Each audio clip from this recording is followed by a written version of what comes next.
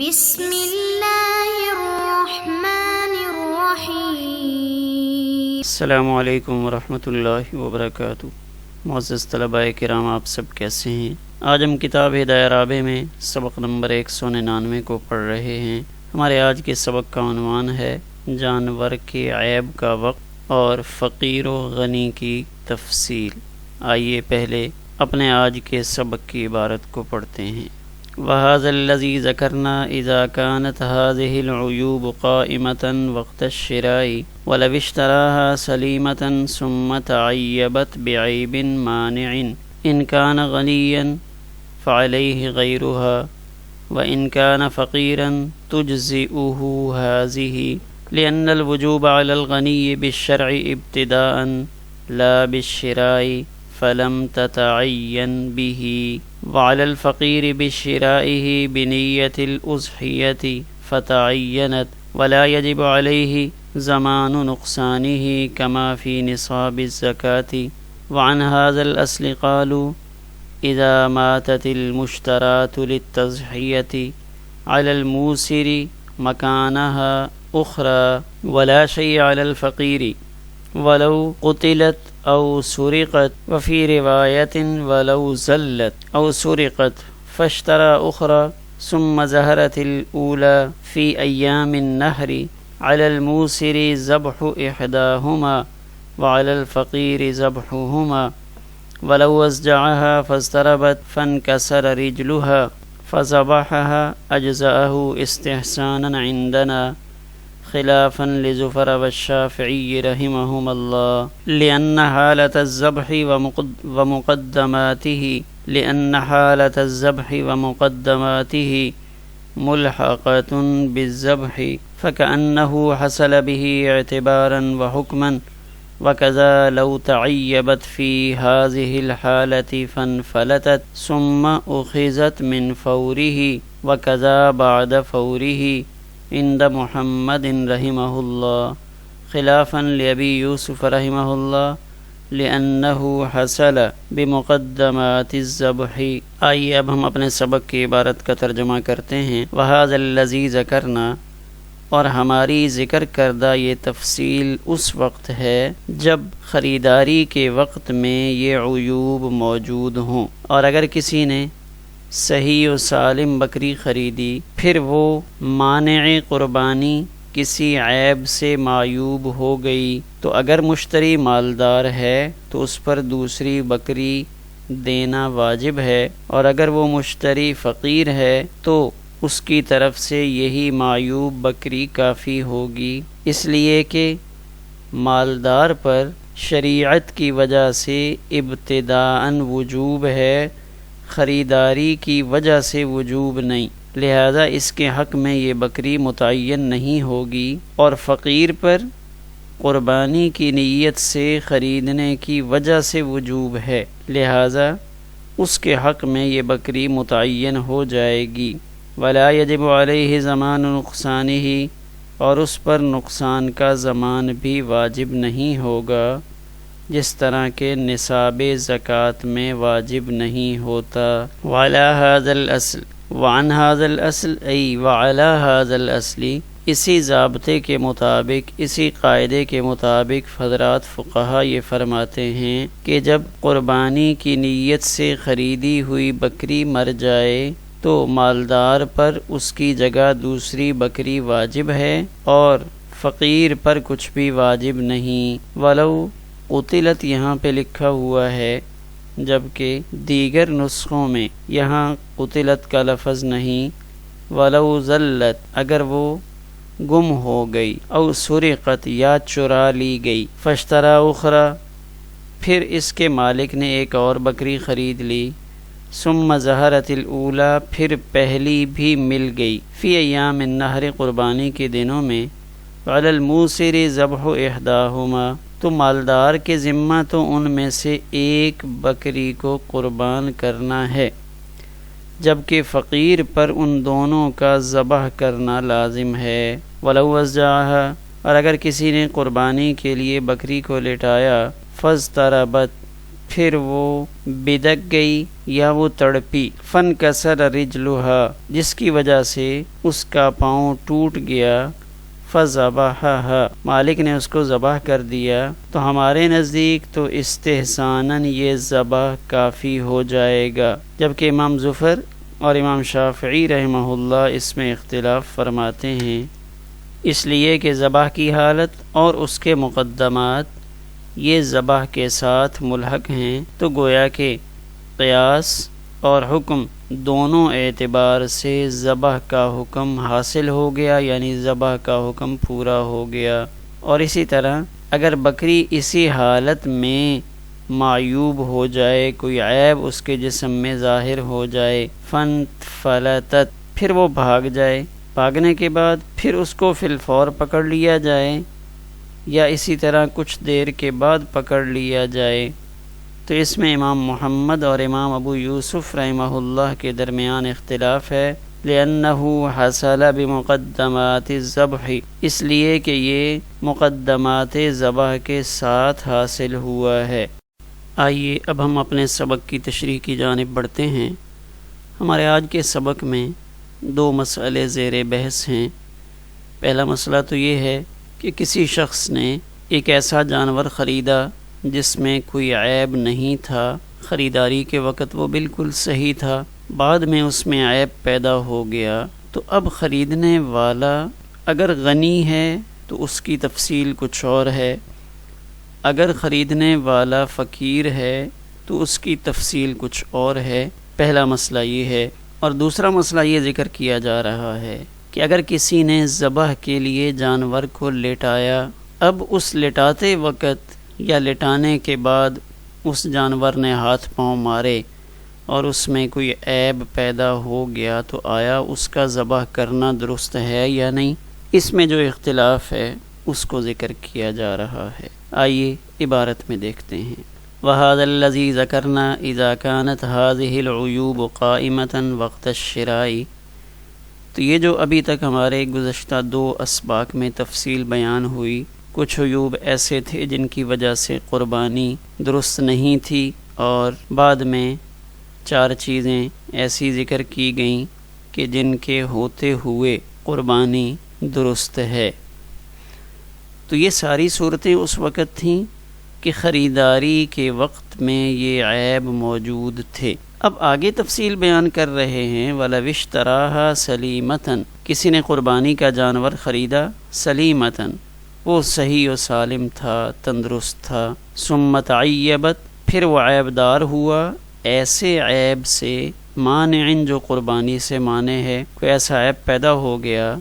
جس عیب کی وجہ سے اب وہ قربانی میں لگ نہیں سکتا۔ اب یہاں غنی اور فقیر ان 2 کے اعتبار سے کچھ تفصیل ہے، اس تفصیل سے پہلے یہ اصول ذہن میں رکھا جائے، شراح نے تحریر فرمایا ہے کہ مالدار آدمی پر قربانی شریعت کی وجہ سے لازم ہے، اس کی نظر ماننے کی بنا پر لازم نہیں ہے۔ شریعت کا حکم ہے، اس وجہ سے لازم ہو رہی ہے، یہ نہیں ہے کہ اس نے نظر مانی ہے تو اس پر قربانی لازم ہے، اس لیے کوئی بھی اچھا سا جانور اگر وہ ذبح کر دے گا تو اس کی طرف سے قربانی ادا ہو جائے گی، جبکہ فقیر جو غریب آدمی ہے اس پر شریعت کی طرف سے تو قربانی واجب نہیں، بلکہ قربانی کی دنوں میں جب اس نے قربانی کی نیت سے کوئی جانور خریدا تو اب یہ نظر فعلی بن گئی کہ اس نے گویا کہ اپنے اوپر لازم کر لیا کہ میں اس جانور کو قربان کروں گا۔ تو جب اس نے خود متعین کر دیا ہے تو اب جو جانور اس نے خریدا ہے وہی جانور اس کے لیے قربان کرنا لازم ہے، چاہے وہ اچھا ہو یا خراب ہو، اس لیے عیب دار ہونے کے بعد بھی وہ وہی والا جانور قربان کرے گا۔ اب یہاں اسی کی تفصیل آ رہی ہے کہ جب خریدا تھا تو اس وقت وہ جانور صحیح تھا، سلیم تھا، پھر اس کے اندر کوئی عیب پیدا ہو گیا، تو اب ہم بندے کو دیکھیں گے کہ وہ بندہ غنی ہے یا فقیر ہے۔ تو اگر وہ غنی ہے، اگر وہ مالدار ہے، تو پھر اس پر دوسرا جانور خرید کر قربان کرنا لازم ہے، کیونکہ مالدار آدمی پر شریعت کی بنا پر شروع سے ہی قربانی لازم تھی، اب اس کو یہ عیبدار جانور ذبح کرنے کی اجازت نہیں ہوگی، بلکہ اس کو نیا جانور خریدنا ہوگا۔ یہ خراب جانور قربانی میں کفایت نہیں کرے گا۔ لیکن اگر وہ فقیر تھا تو اس فقیر کے لیے یہی جانور ذبح کرنا کافی ہوگا، وہ اسی عیبدار جانور کو ذبح کر دے گا۔ لأن الوجوب علی الغنی بالشرع ابتداءً، اس لیے کہ غنی پر قربانی کا وجوب شریعت کی وجہ سے ہے، اور یہ ابتداءً ہے، لا بالشراء، اس وجہ سے نہیں کہ اس نے چونکہ یہ جانور خریدا ہے تو اب اس پر قربانی لازم ہوئی۔ فلم تتعین به، لہذا اس غنی کے لیے یہی جانور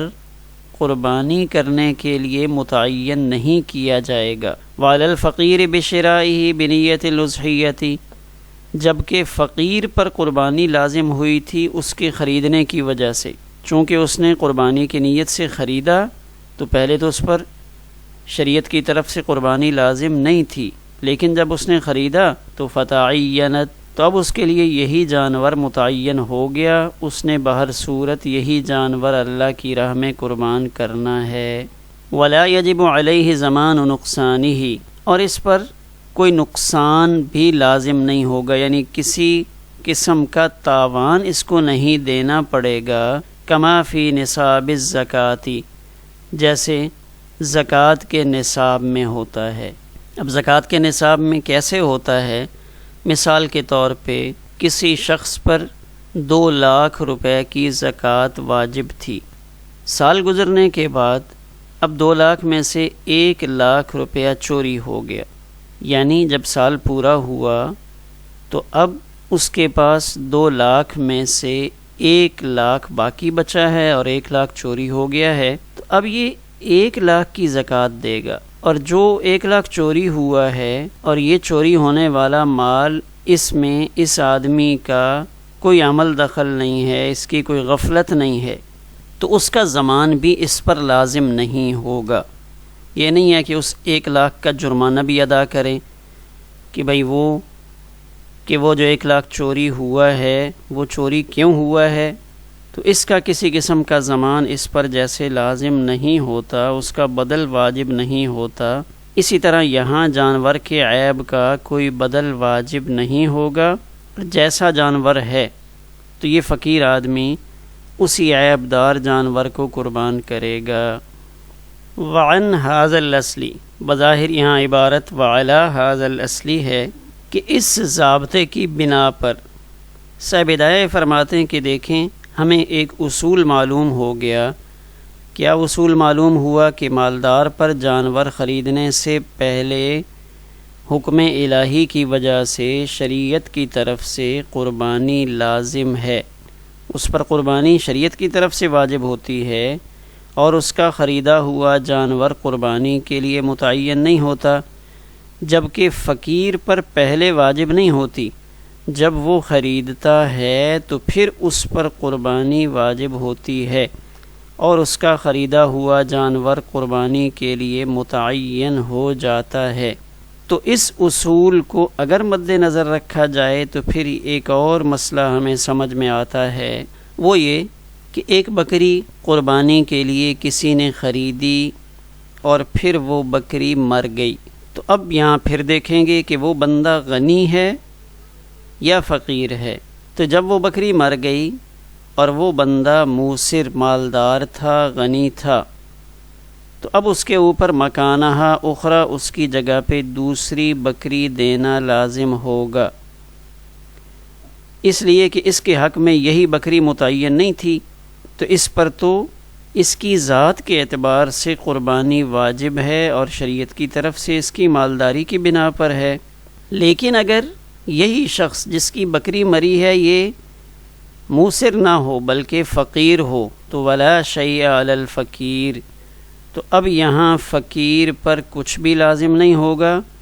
اس کے ذمہ سے قربانی ساقط ہو جائے گی، چونکہ اس کے ذمہ وہی جانور تھا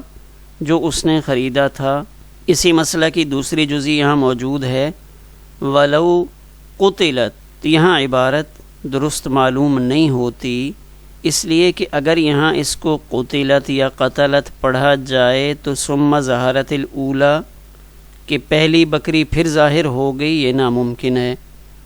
کہ جب قتل ہو گئی تو پھر کیسے ظاہر ہوگی۔ تو یہاں اصل عبارت جو دوسرے نسخوں میں موجود ہے وَلَوْ ظَلَّتْ، اگر وہ بکری گم ہو گئی، اگر وہ بکری گم ہو گئی یعنی ذلت بھٹک گئی، راستہ بھول گئی، کہیں اور چلی گئی، او سرقت یا چرا لی گئی، کسی نے چوری کر لی، ان دو حالتوں میں اب فشترا اخرى، اس قربانی کرنے والے نے ایک اور بکری خرید لی۔ اس نے یہ سمجھا کہ پہلی تو گم ہو گئی ہے، نامعلوم ملے یا نہ ملے، قربانی سر پہ آ چکی ہے تو میں ایک اور جانور خرید لیتا ہوں۔ فشترا اخرى، اس نے ایک اور قربانی خرید لی۔ ثم ظہرت الاولی فی ایام النحر، پھر ایسا ہوا کہ وہ بکری جو گم ہوئی تھی یا چوری ہوئی تھی وہ بھی اس کو مل گئی، چوروں کا ایک گروہ پکڑا گیا اور اس کی بکری بھی برآمد ہو گئی، یا بھٹک کر کسی اور کے ڈیرے پہ پہنچ گئی تھی، کسی اور کے ریوڑ کے ساتھ چلی گئی، وہ بندہ ایماندار تھا، اس نے مالک کو ڈھونڈ کر دوبارہ یہ بکری پہنچائی۔ تو اب یہاں دو بکریاں اکٹھی ہو گئی ہیں، تو یہاں مسئلے میں فرق ہوگا کہ وہ جو موسر مالدار ہے ذبح احداہما، اس پر صرف ایک بکری کا ذبح کرنا ہوگا، یعنی اس پر چونکہ شریعت کی طرف سے ایک جانور کرنا ہی لازم تھا، تو گمشدگی کی وجہ سے اگرچہ اس نے دوسرا خرید لیا لیکن اب مالدار صرف ایک بکری ہی کر دے تو اس کے لیے کافی ہے۔ وعلی الفقیر ذبحہما،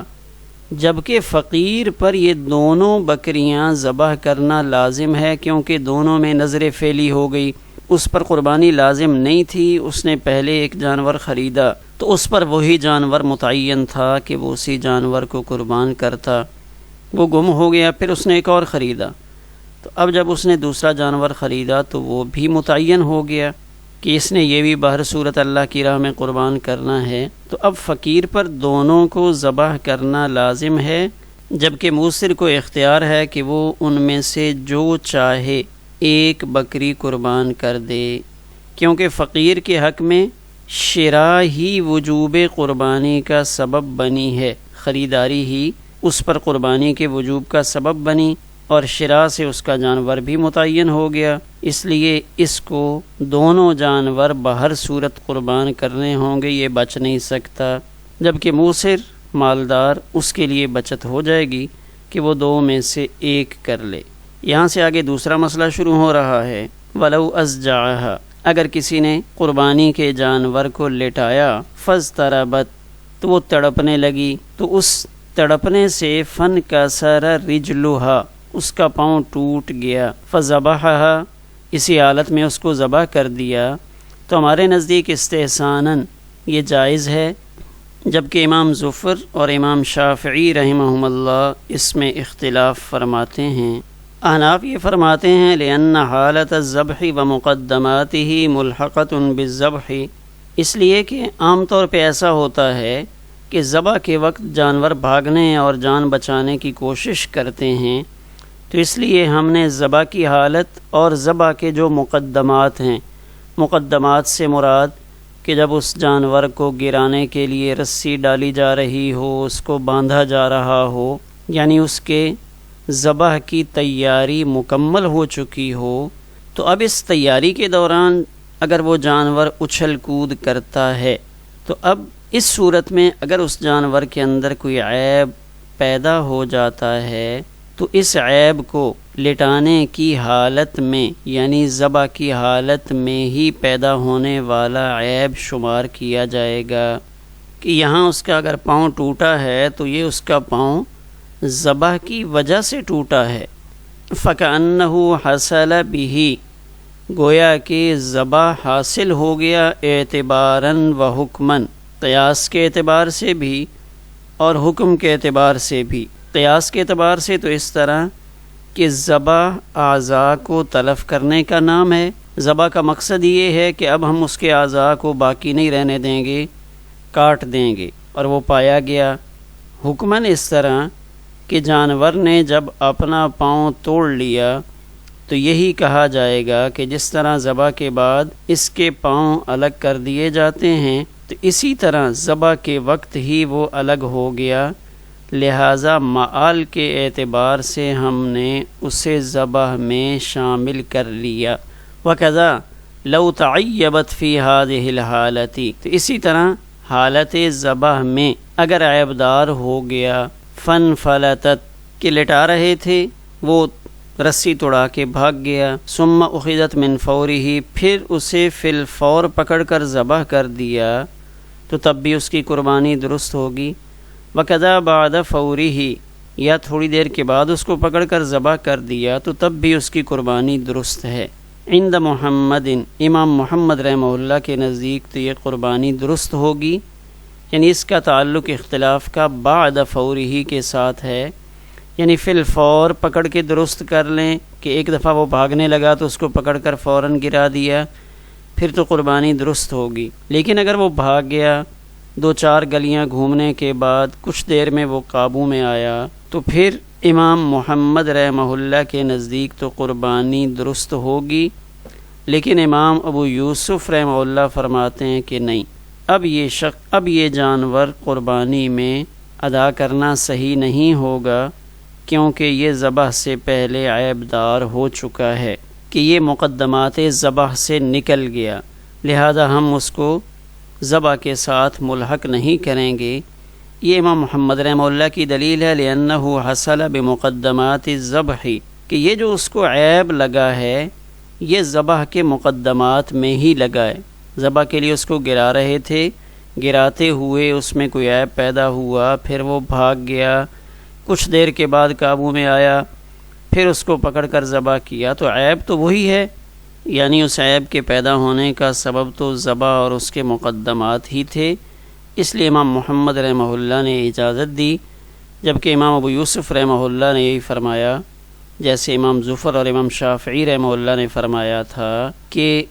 یہ جانور ذبح ہونے سے پہلے عیبدار ہو چکا ہے، لہٰذا عیبدار جانور کی قربانی درست نہیں ہے۔ آخر میں ایک نظر اپنے آج کے سبق کے خلاصے پر ڈالتے ہیں۔ عیب کون سے وقت کا معتبر مانا جائے گا؟ تو یہاں عیب سے مراد وہ عیب ہے جو ذبح اور اس کے مقدمات سے پہلے ظاہر ہو جائے، تو وہ عیب تو قربانی کے جواز میں رکاوٹ بنے گا،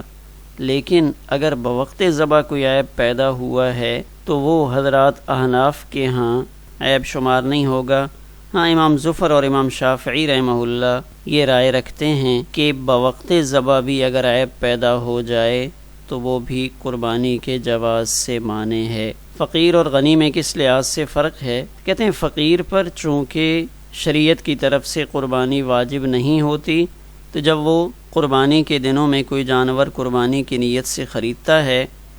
تو اب اس پر گویا کہ نظر فعلی کی وجہ سے ایک ایسی منت جو اس نے صرف قولاً نہیں کی بلکہ فعلاً اختیار کر لی ہے، تو اس پر لازم ہو جاتا ہے کہ وہ جانور قربان کرے، جبکہ غنی پر خریداری کی وجہ سے قربانی لازم نہیں ہوتی بلکہ اس پر تو شریعت کے حکم کی وجہ سے قربانی لازم ہوتی ہے۔ وہ کوئی بھی جانور قربان کر لے جو عیوب سے پاک اور صاف ہو تو اس کی طرف سے ادا ہو جاتا ہے۔ غنی کے حق میں جانور متعین نہیں ہوتا، فقیر کے حق میں جانور متعین ہوتا ہے۔ اگر قربانی کے لیے خریدی گئی بکری مر جائے تو اس صورت میں اگر خریدنے والا غنی ہے تو وہ اور جانور خریدے گا، اور اگر خریدنے والا فقیر ہے تو وہی، تو اس پر کوئی اور جانور لازم نہیں ہے، کیونکہ اس کے ذمہ تو صرف وہی بکری تھی جو مر چکی ہے۔ اگر قربانی والی بکری گم ہو جائے پھر دوسری خریدنے کے بعد پہلی بھی مل جائے تو اس صورت میں جو غنی ہے وہ ان میں سے ایک کرے، اور جو فقیر ہے اس پر دونوں بکریاں ذبح کرنا لازم ہیں۔ ذبح کے لیے لٹانے کے بعد پیدا ہونے والے عیب کا حکم، تو حضرات احناف یہ فرماتے ہیں کہ اس وقت میں پیدا ہونے والے عیب کو ذبح سے متعلق سمجھا جائے گا، گویا کہ یہ عیب ایسا ہے کہ ذبح کے بعد ظاہر ہوا ہے۔ ذبح کرنے کے بعد جیسے اس کے اعضاء ہم نے توڑ پھوڑ دینے تھے تو تو یہ ذبح سے پہلے نہیں ٹوٹے بلکہ ذبح کے بعد ٹوٹے۔ تو اس میں امام شافعی اور امام ظفر رحمہ اللہ علیحدہ رائے رکھتے ہیں۔ وہ فرماتے ہیں نہیں، اگر گراتے ہوئے بھی کوئی عیب ظاہر ہو گیا تو یہ عیب بھی قربانی کی ادائیگی سے مانع ہوگا۔ آگے ایک جزئی یہ ذکر کی ہے کہ جب ایک دفعہ گرایا تو اس میں گراتے ہوئے کوئی عیب پیدا ہو گیا لیکن وہ جانور پھر اٹھ کے بھاگ گیا، تو اب ایک ہے فی الفور پکڑ لیا جائے اور ایک ہے تھوڑی دیر بعد وہ قابو میں آئے۔ تو اگر تو اس کو فی الفور پکڑ کے دوبارہ ذبح کر دیا تو یہ درست ہوگا، لیکن اگر وہ فی الفور قابو نہیں آیا، ایک دفعہ ہاتھ سے نکل گیا عیب دار ہونے کے بعد، مثلا اس کی ایک ٹانگ کی ہڈی ٹوٹ گئی تھی لیکن پھر بھی وہ بھاگتا رہا، پھر کافی دیر کے بعد وہ قابو میں آیا، تو اس صورت میں امام ابو یوسف رحمہ اللہ فرماتے ہیں کہ نہیں، اب یہ عیب دار ہو چکا ہے، مقدمات ذبح سے نکل چکا ہے، لہذا یہ قربانی میں ادا نہیں ہوگا۔ جبکہ امام محمد رحمہ اللہ فرماتے ہیں نہیں، یہ عیب چونکہ اس کو مقدمات ذبح کے اندر ہی لائق ہوا ہے، لہذا اس کی قربانی درست ہوگی۔ ہمارا آج کا سبق اسی پر مکمل ہوا۔